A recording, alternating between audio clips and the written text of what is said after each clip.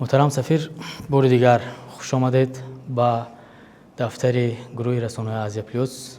ما از حضورتان شدیم و تشکر میگویم به شما که دعوت ما را قبول کردید برای برگزاری یک مصاحبه. من میخواستم مصاحبه خود را از همان یک واقعه که در شبکه‌های اجتماعی تاجیکستان در بخش تاجیکی بسیار هم محاکمه شد و خوش استقبال کرده شد از همان آغاز کنیم. این واقعه مربوط است به همان سفر شما به ناحیه از زلزله خراب گشته تاجیکستان به ناحیه کوهستان مسجا و آنجا شما هنگام بازگشت پس از ارائه کمک ها وقتی بازگشت دعوت یک جوان عادی دهاتی تاجیک را پذیرفتید و مهمان او شدید. من میخواستم تفصیلات همین را از زبان شما فهمم که این چگونه این گونه یک واقعه رخ داد و مثلا برای خوانندگان هم عجیب است که تمام راه سفیر، حرکت سفیر اصلا تنظیم می شود، اما این چگونه اتفاق افتاد که شما مهمان یک جوان عادی دهاتی تاجیک شدید؟ اولا شکرا جزیلا تحت هذه الفرصه. با عرض سلام و سپاس برای برگزاری این مصاحبه در اگنتی اطلاعاتی آسیا پلاس که یکی از اگنتی‌های اطلاعاتی صاحب تاریخ در جمهوری تاجیکستان برادر شناخته می شود. و تشکر برای طرح این سوال که موضوع آن سر و صدای گسترده برانگیخت. هماهنگی سفر به ناحیه کوهستان مسجح پس از حادثه زمین جنبی و قبل از آن حادثه ترمفرایی صورت گرفت. در پی آن شایگری عربستان سعودی برای کمک به برادران خود در تاجیکستان توسط مرکز امداد و کمک‌های بشردوستانه شاه سلمان که قریب 10 سال اخیر در این کشور دوست فعالیت نظررس دارد اقدام نمود. عربستان سعودی اولین کشوری بود که با بازدید از این منطقه آسیب دیده و تقدیم کمک به مردم آن شرفمند گردید. البته ما اینجا تمام فعالیت خویش را تنها در هماهنگی با وزارت کارهای خارجی تاجیکستان انجام می‌دهیم. اینچنین ما با کمیته حالت‌های فوق‌العاده و مدافع گردنی نیز مکانیزم تقدیم کمک‌ها را موافقه کرده بودیم. همین طور مرکز امداد و کمک‌های بشردوستانه شاه سلمان 1.5 میلیون دلار جدا نموده مواد نیاز اولیه، بالوپوش‌ها، بخاری، پچکا و انگیش سنگ برای هر یک عائله آسیب دیده خریداری نمود. ماه مارت گذشته ما سر مسئولیت آمدیم که از منطقه آسیب دیده کوهستان مسجح بازدید کنیم و با روند تامین کمک‌ها از نزدیک شناس شده همدردی اظهار نماییم. این کمترین عملی است که شایگری عربستان سعودی توسط آن در پهلوی حکومت و برادران خود در تاجیکستان ایستاد می‌نماید. واقعا ماهی شریف رمضان صورت گرفت و هنگام بازگشت که وقتی نماز شام و افطار نزدیک شده بود ما الکی به ناحیه عینی وارد شده بودیم و برای آراستن دسترخوان افطار مکانی مناسب می‌جستیم. ولی انا همین جا خوب است، نه اینجا بهتر است گفته هیچ یک مکان برایمان موافق نمی آمد. نهایت مکانی رو انتخاب کرده برای خوردن خوراک افطار آمادگی دیدیم. ناگاه اسدالله نام یک شهروند سخاوتمند تاجیک زود به نزد ما اومد و سلام گفت، خوش آمدید، مرحمت گفتن گرفت. من به همراهانم می گفتم این است عرف و عادت‌های مردم شریف تاجیک. ما را در این سفر یکی از چهره‌های شناخته رسانه‌های عربستان سعودی برادر فیصل همراهی می‌کرد. اسدالله با اصرار مرا به خانه‌اش دعوت می‌کرد. هرچند می‌گفتیم که ما پس از خواندن نماز شام و خوردن خوراک شام به راهمان ادامه داده به دوشنبه برمیگردیم، ولی اسدالله از خانه‌اش در حال برای ما قالین و کورپاچه آورد، در صحنی باغچه پرتافت، چای، شوربا و خوراک شام آورد. ما همه مهمان نوازی این جوان سخاوتمند تاجیک را با وجد مشاهده می‌کردیم. عجیبش در آن بود که او ما را نمی‌شناخت. قبلا وقتی از کوچه ها می‌گذشتیم و هر خانه ما را خوش آمدید، مرحمت فرمایید گفته به مهمانی دعوت می‌کردند. ولی با امر تقدیر ما در نزد باغچه سریراهی که خانه اسدالله در نزدیکی آن قرار داشت توقف کردیم. صحبت ما با اسدالله گرم شد و وقتی ما در موضوع عمره صحبت درستیم او از آرزوی دیرینه خود برای ادای عمره سخن گفت. ما با او مسئله رفتن به عمره را همراه همسرش پیشنهاد کردیم، زیرا او یک جوانمرد دستگشاد شریفی بود و ما عزم کردیم تا سخاوتمندی او را با عملی آرزوی دیرینه‌اش پاداش دهیم. این واقعه برای من خاطرمان است و هیچگاه فراموش نخواهد شد. ضمناً تاکید می‌دارم که با حکم فعالیت خود در تاجیکستان و هنگام گشت و گذار میان مردم شریف تاجیک و شهرهای تاجیکستان من هیچگاه خود را در این کشور بیگانه حس نکردم و گویا من در شاهیگری عربستان سعودی زندگی و فعالیت میکنم. ин самимият ҳам дар сатҳи расмӣ ва ҳам дар сатҳи бародарони тоҷики худ ки ҳамеша пазироии самимӣ изҳор мекунанд мушоҳида мегардад. тавре мегӯянд ҳар як амале ки мешавад ин як ҳикмате дорад. баъд аз ҳамин воқеа дар бораи сафорати Арабистони Саудӣ, дар бораи он фонде ки барои сокинони зарардидаи кӯҳистони Масҷоб кӯмак кард, маълумотҳо бештар нашр шуданд ва аз ҷумла сафирро ҳам хонандагон ва корбарони шабакаҳои иҷтимоӣ шинохтанд. ман ҳам дар робита ба ҳамин мехостам, саволи минбаъдаи ман ин бошад ки Арабистони Саудӣ тавре мо медонем аз оғози истиқлолият бо Тоҷикистон равобити хуб дошт ва ҳамкориҳои хуб мекард ва то ҳол ин ҳамкориҳо идома дорад. мен мехостам дар робита ба ҳамин оид ба сармоягузориҳои Арабистони Саудӣ дар Тоҷикистон пурсам, чун ин масъала барои Тоҷикистон ва фикр мекунам барои Арабистон ҳам бисёр муҳим аст. ҳоло сармоягузорӣ ва ҳамкорӣ дар ин самт чӣ гуна аст ва метавонанд ҷаноби сафир як арқоми мушаххас барои мо гуфта бошанд дар ин маврид؟ نعم الحقيقة نحن في المملكة السعودية воқеан дар шоигарии Арабистони Саудӣ аз он мефахрем ки мо шарики рушди Тоҷикистони бародар мебошем. мо аз аввалин кишварҳое ҳастем ки истиқлолияти давлатии Тоҷикистонро расман эътироф намуда моҳи феврали соли 1992 муносибатҳои дипломатӣ барпо кардем. фонди Саудии рушд фаъолияти худро дар Тоҷикистон соли 2003 оғоз намуда аз он вақт то ба имрӯз ин фонд барои роҳандозии тарҳҳои рушд дар Тоҷикистон $194 миллион ҷудо кардааст ки асосан барои бинои роҳҳо, беморхонаҳо, мактабҳо, барқарорсозии муҳити зист ва дигар лоиҳаҳои рушд равона гардиданд. ҳоло чанд лоиҳаи дигаре оид ба бинои роҳу сохтмони мактабҳо дар марҳилаи баррасӣ қарор дорад. марҳилаи чоруми сохтмони 35 мактаб дар саросари кишвар дар охири соли 2023 ба анҷом расида, марҳилаи панҷуми он барои сохтмони 20 мактаб ба маблағи умумии $20 миллион ба наздикӣ оғоз хоҳад гардид. бо ин мақсад директори иҷроияи фонди Саудии рушди шоигари Арабистони Саудӣ барои имзои шартнома ва оғози амалисозии ин тарҳ ба наздикӣ аз Тоҷикистон боздид хоҳад намуд.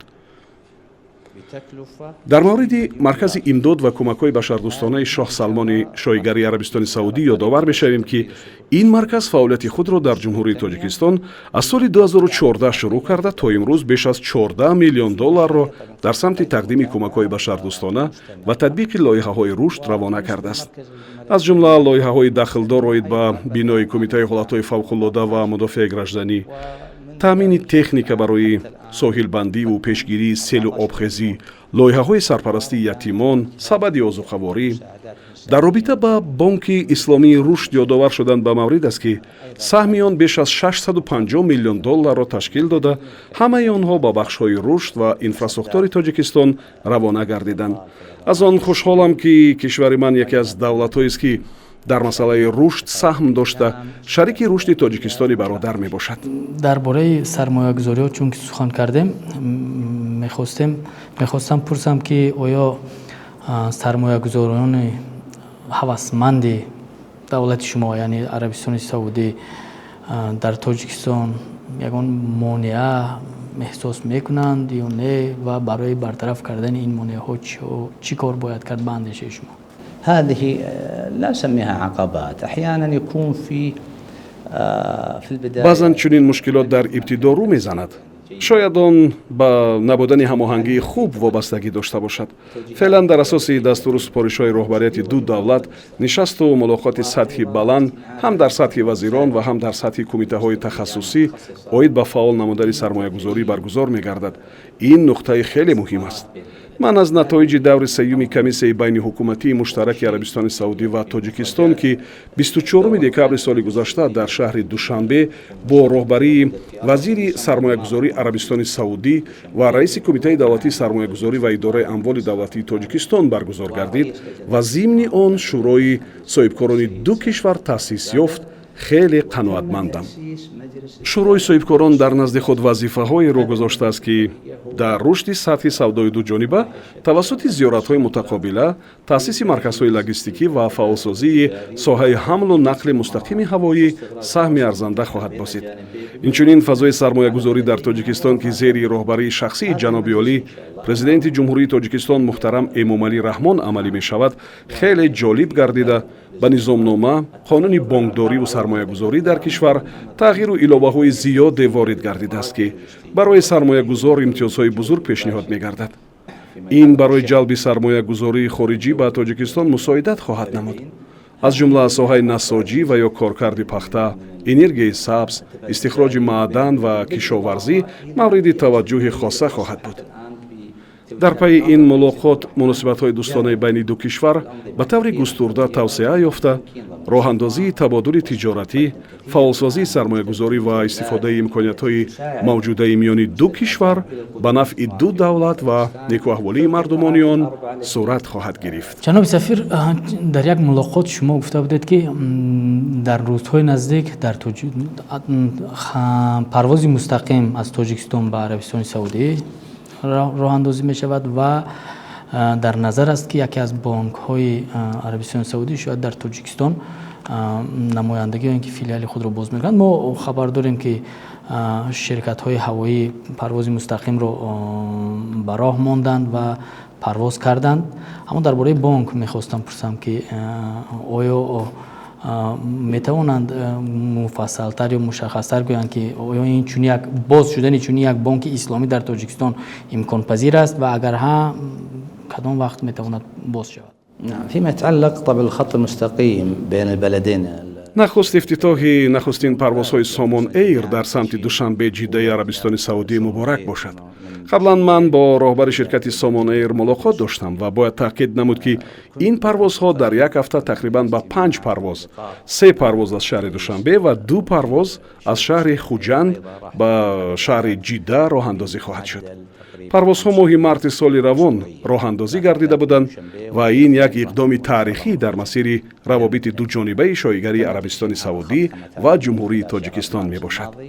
аз ҷониби дигар мо ҳоло кор карда истодаем ки ширкати ҳавоии Flynas-и Арабистони Саудӣ низ барои роҳандозии хатсайрҳои мустақим аз Ҷидда ё ҳатто Мадина ба Душанбе ё Хуҷанд фаъол гардад. ин хатсайрҳои мустақим на танҳо барои интиқоли мусофирон, балки барои ноил шудан ба ҳадафҳои фаротар аз ин равона мегардад. якум ба ҳам пайвастани ду халқи ба ҳам бародар. дуюм рушди соҳаи сайёҳӣ ки ҷумҳурии Тоҷикистон ҳоло ба он таваҷҷӯҳ зоҳир кардааст. зеро бахши сайёҳӣ яке аз самтҳои ҷалби сармоягузорӣ ба шумор меравад. ҷумҳурии Тоҷикистон бар асоси қарори ҳукумат бисёр кишварҳоро аз ҷумла шоигари Арабистони Саудиро аз раводиди вуруд озод намуд ки ин бевосита ба рушду ба табодули тиҷорат ва густариши бахшҳои сайёҳии байни кишвар нақши назаррас бозида дар оянда натиҷаҳои дилхоҳ ба даст хоҳад овард. дар мавриди бонкҳо албатта ин мавзӯъ қаблан дар рафти нишастҳо матраҳ гардида буд, аммо то ҳол дар ин бора ягон тасмим гирифта нашудааст ва мо ин масъаларо пайгирӣ дорем. дирӯз мо як хабаре дидем мулоқоти шумо бо роҳбари яке аз бахшҳои мақомоти молиявӣ, яке аз бахшҳои давлатӣ, ба фикрам дар кумитаи сармоягузорӣ буд, хадамоти содирот буд, мулоқот доштед ва саволи мо ҳарчанд пешакӣ буд, аммо ба ҳамин рабт дорад. сари чанд вақт намояндагони давлати Тоҷикистон ва Арабистони Саудӣ мақомдорони мо мулоқотҳо мекунанд, суҳбатҳо мекунанд. ман мехостам ҳаминро мушаххас кунем ки дар ин мулоқотҳо бештар сари кадом мавзӯъҳо, бахусусан мавзӯи тиҷоратӣ ва иқтисодӣ, кадом мавзӯъҳо таваҷҷӯҳ мешавад ва аз чӣ мегӯянд ҷонибҳо؟ نعم صحيح خلال الأسبوع الماضي كان لي لقاء ҳафтаи гузашта ман бо муҳтарам Сироҷиддин Баҳриддинзода, директори агентии содироти назди ҳукумати Ҷумҳурии Тоҷикистон мулоқот доштам ва мулоқоти судманд ҳам буд. қаблан бо мақсади иштирок дар намоишгоҳи байналмилалии тиҷоратии Бохтар Фуд 2023 ба шаҳри Бохтари вилояти Хатлон сафари корӣ доштам ва зимни он бо муҳтарам Баҳриддинзода механизм ва роҳҳои рушди содироти байни ду кишварро мавриди баррасӣ қарор додем. Дар он намоишгоҳ намояндаи Арабистони Саудӣ аз идораи рушди содироти Саудӣ низ ширкат варзид. Инчунин дар рафти вохӯрӣ мо як қатор масъалаҳои муҳими содироти молҳои ду кишвар, роҳҳои содагардонии содироти маҳсулоти Саудӣ ба бозори Тоҷикистон ва содироти маҳсулоти Тоҷикистон ба бозори Арабистони Саудиро баррасӣ намудем. бояд гуфт ки бозори Арабистони Саудӣ яке аз бузургтарин бозорҳо буда шоҳигарӣ аз ҷумлаи кишварҳои бузурги бистгонаи иқтисодии ҷаҳон ва минтақаи Ховари Миёна ба шумор меравад. Инчунин зимни мулоқот оид ба содироти маҳсулоти Тоҷикистон, махсусан маҳсулоти зироатӣ ки боварӣ дорам дар бозори Арабистони Саудӣ харидори худро пайдо хоҳад намуд, табодули назар кардем. Тоҷикистон дорои маҳсулоти тару тозаи зиёд аз ҷумла сабзавоту мева, асал, чормағз, хушк мева мебошад ки дар бозори Арабистони Саудӣ ҳатман роҳ хоҳад ёфт. мо ҳоло дар ин самт тавре ки қаблан зикр кардам тавассути таъсиси марказҳои логистикӣ ва баҳрабардорӣ аз минтақаҳои озоди иқтисодӣ дар Тоҷикистон кор бурда истодаем. аз ҷониби дигар мо низ барои рушди соҳаи содироти маҳсулоти Арабистони Саудӣ талош дорем ва мехоҳем маҳсулоти Саудӣ низ дар бозорҳои Тоҷикистон ворид шавад. дар ин робита мо мехоҳем мулоқот ва боздидҳои мутақобила байни муҳтарам директори агентии содироти ҷумҳурии Тоҷикистон бо ҳамтои худ дар шоҳигарии Арабистони Саудиро ба роҳ монда масъалаҳои иштирок дар намоишгоҳҳову форумҳо ва баҳрабардорӣ аз имкониятҳои мавҷуда дар ҳар ду кишварро фаъол созем. мо дар бораи сармоягузорӣ, дар бораи иқтисод суҳбат кардем, аммо бояд як нуктаро донем ки ин ҳама бефарҳанг ва беилм ғайриимкон аст. барои ҳамин мехостам дар мавриди ҳамкориҳои Арабистони Саудӣ ва Тоҷикистон дар бахши фарҳанг ва маориф аз шумо пурсон шавам ки инҳо дар кадом сатҳ қарор доранд ва бештар ба кадом масъалаҳо таваҷҷӯҳ карда мешавад. فيما يتعلق بالموضوع التعلمي والتعليمي بين البلدين дар робита ба масъалаи ҳамкориҳои илмиву таълимӣ мехоҳам таъкид намоям ки соли 2016 байни ду кишвар созишномаи ҳамкорӣ ба имзо расида буд. ин мавзӯъ бениҳоят муҳим арзёбӣ мегардад ва аз ин рӯ он яке аз мавзӯъҳои асосии комиссияи байниҳукуматии муштараки Арабистони Саудӣ ва Тоҷикистон қарор дода шуд. имрӯзҳо дар Арабистони Саудӣ ва Тоҷикистон донишгоҳҳои бонуфузи илмии зиёде фаъолият доранд. дар ин росто ман бо як қатор роҳбарони донишгоҳҳои Тоҷикистон мулоқот анҷом додам ва онҳо аз ҳамкорӣ бо донишгоҳи Арабистони Саудӣ гарм истиқбол намуданд. дар навбати худ аз донишгоҳҳои Арабистони Саудӣ ҷиҳати густариши ҳамкориҳои илмӣ бо донишгоҳҳои Тоҷикистон посухи фаврӣ гирифтам. ҳоло барои табодули таҷриба ва боздидҳои мутақобила дар ин самти муҳим ҳамоҳангӣ вуҷуд дорад ва мо низ талош дорем то барои истифода аз таҷрибаҳои соҳаи илм ва таълимии бои ду кишвар, фаъолсозии бандҳои шартнома ки роҳбарияти ду кишвар ҳамеша ба татбиқи он таваҷҷӯҳ изҳор менамоянд, иқдомоти лозима гирифта шавад. муҳтарам сафир, қисмати дуюми суҳбати мо дар бораи сиёсатҳои хориҷӣ буд. бештар тавре шумо хабар доред, давлатҳои абарқудрат бо минтақаи Осиёи марказӣ дар ҳамун формати 5 ҷамъи ҳамун давлатҳо муколамаҳо мекунанд, равобити худро барқарор карданд. ва дар робита ба ин ман савол доштам ки оё Арабистони Саудӣ низ чунин як тарҳро дар даст дорад ва дар назар гирифтааст ки бо кишварҳои Осиёи марказӣ дар қолаби ё дар формати 5 ҷамъи Арабистони Саудӣ муколамаро ба роҳ монад. نعم فيما يتعلق بهذا الجانب الحقيقة هذا جانب مهم جدا. бале, ин як ҷанбаи хеле муҳим ба шумор рафта ояндаи таҳкими муносибатҳо миёни шоҳигарии Арабистони Саудӣ ва кишварҳои Осиёи марказӣ баррасӣ хоҳанд гардид. як чизро мехоҳам ба таваҷҷӯҳи шумо расонам ва шояд ин маротибаи аввал аст ки ин масъаларо барои мардум мегӯям. байни кишварҳои арабии халиҷ ва кишварҳои Осиёи миёна дар самти таҳкими робитаҳо ва ҳамкориҳои иқтисодӣ, илмӣ, таълимӣ, варзишӣ ва ҷавонон иродаи сиёсии қавӣ вуҷуд дорад. عربستان سعودی راهبران کشورهای آسیای مرکزی را برای شرکت در سامیتی که برگزاری آن در شهر جده عربستان سعودی به نقشه گرفته شده است دعوت کرده است و این نمایش تاریخی خواهد گردید که در آن چارچوب مناسبت‌ها و نقطه ابتدا در تحکیم رابطه‌های اقتصادی، فرهنگی، اطلاعاتی، ورزشی و جوانان معین خواهد شد. محترم سفیر، یکی از مسائلی که نه فقط تاجیکستان بلکه کشورهای آسیا مرکزی را در چند سال اخیر به تشویش آورده است این مسئله افغانستان است. ما در نظر داریم پس از به سر قدرت آمدن نیروهای نفت در افغانستان. در رابطه با این ما میخواستم پرسیم که عربستان همچون یکی از نیروهای بسیار قدرتمند و مؤثر برای حل این مسئله یا اینکه راه حل مشکل افغانستان را در چی میبیند و برای حل اون مسئله چیکار کرده میتواند؟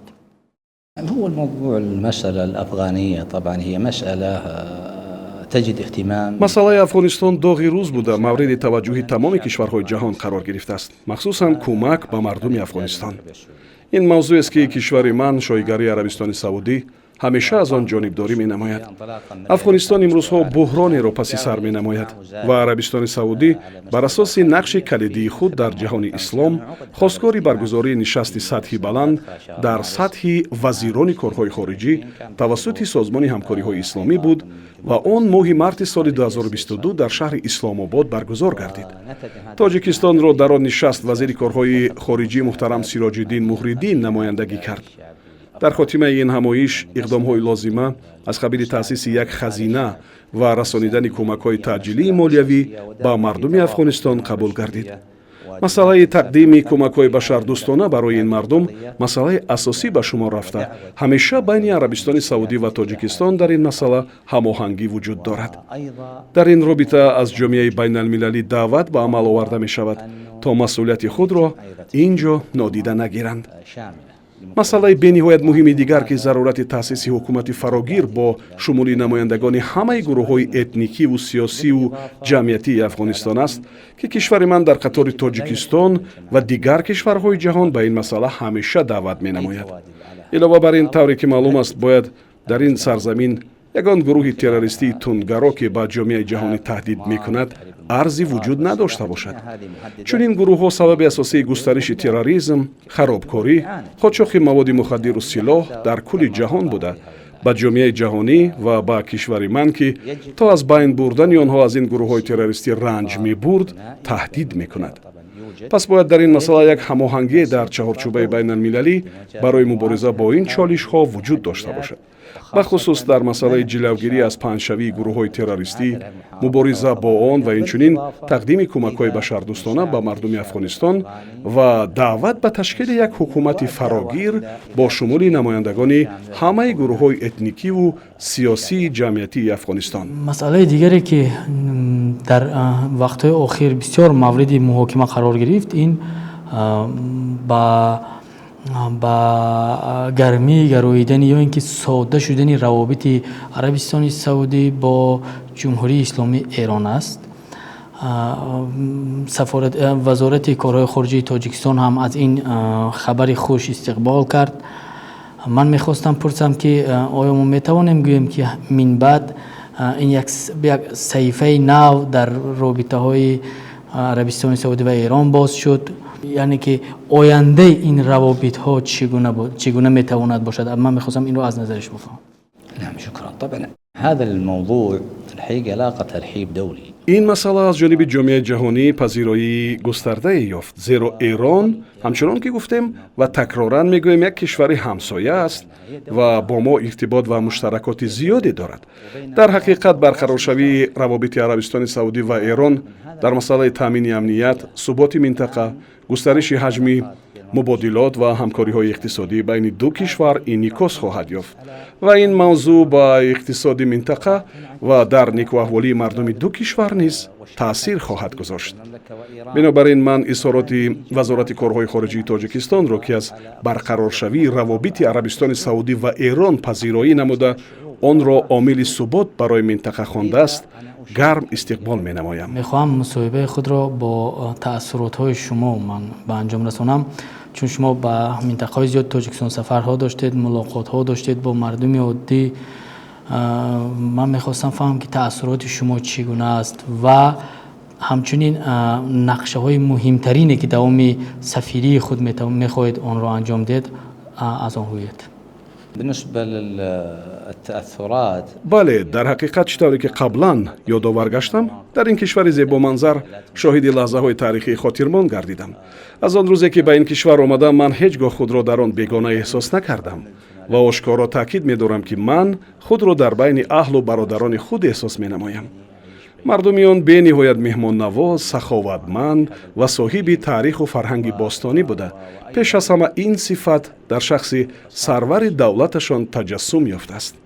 اینچنین عامل‌های طبیعت و زیبایی آن، جمال و حشمت خیابان‌ها و به خصوص توجه دولت به شهر دوشنبه را یادآور شدن به مورد است.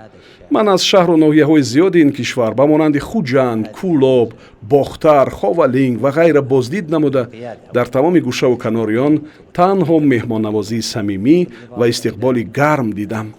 از جمله لحظه‌های تاریخی که هنگام بازگشت به دوشنبه با برادر اسدالله در خاطر من نقش بسته است. همچنین در ملاقات‌هایم با رئیس کمیته سیاحی ما با مسائل‌ها عاید به رشد بخش سیاحی، عامل‌های طبیعی تاجیکستان، افزایش توجه در سمت بنیاد انشاءات و خدمت‌رسانی تبادل نظر کردیم. تاجیکستان دارای طبیعت زیبا و مردم شریف میباشد. شما سرور خردمند پرزیدنت جمهوری تاجیکستان محترم امامعلی رحمان را دارید که استراتژی بزرگی رشد را پیش برده آینده این کشور را شکوفان و در همه ساحه‌ها پیشرفته خواهد گردانید. وآفاق تنعكس إن شاء الله على كافة القطاعات الدولة. شاكر ومقدر لكم. تشکر زیاد برای راضی شدن، برای آمدن، برای برگزار کردن یک مصاحبه.